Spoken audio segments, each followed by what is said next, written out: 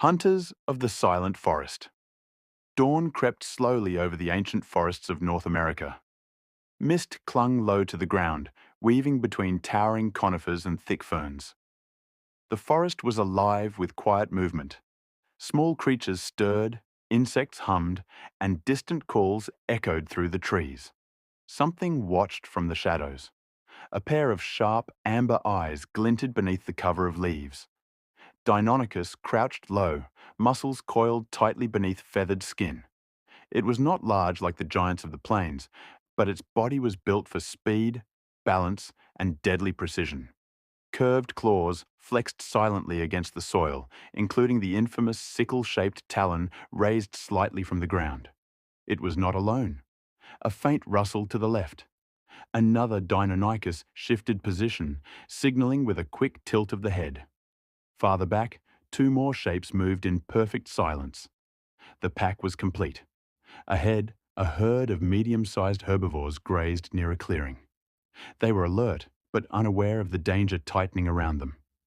Deinonychus studied their movements carefully.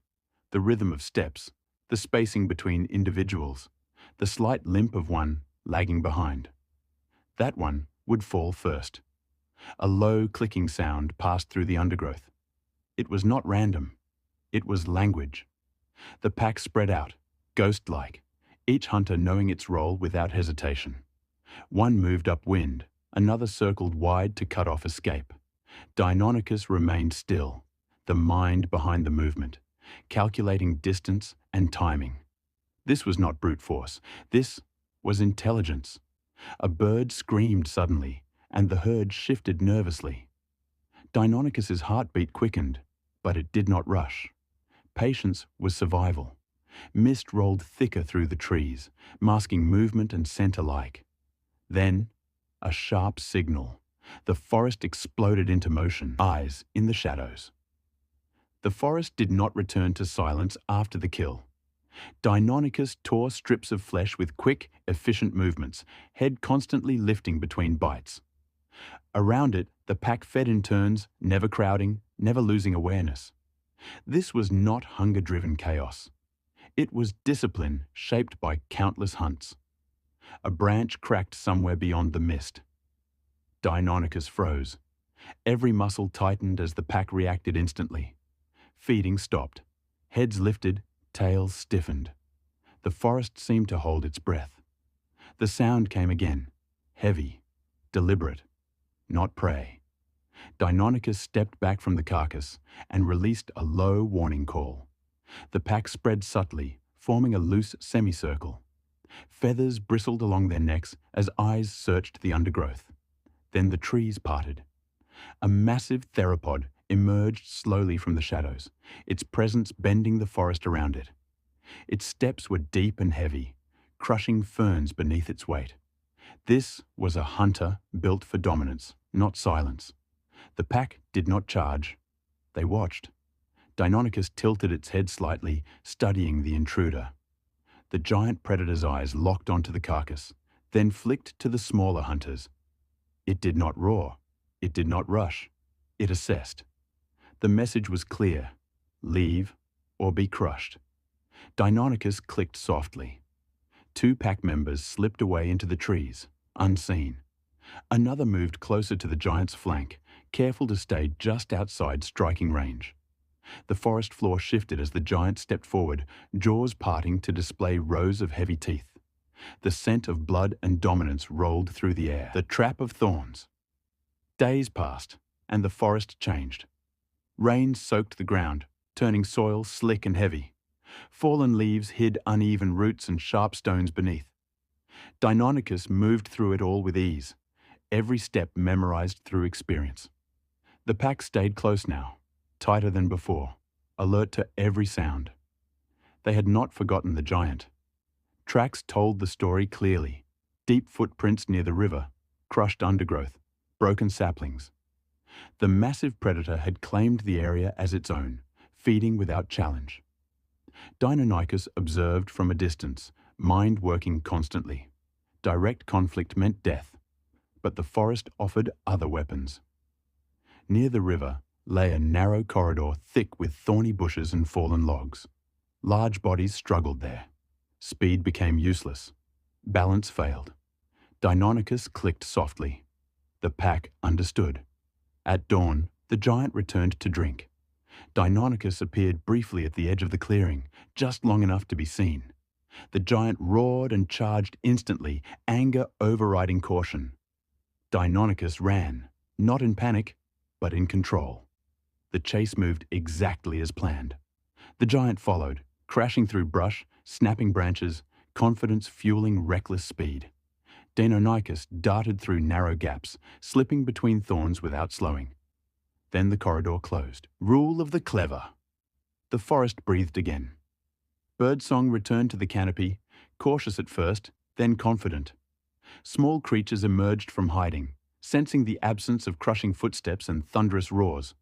Rain washed blood from leaves, and the scent of danger faded slowly into the soil. Deinonychus moved at the front of the pack, posture relaxed yet alert.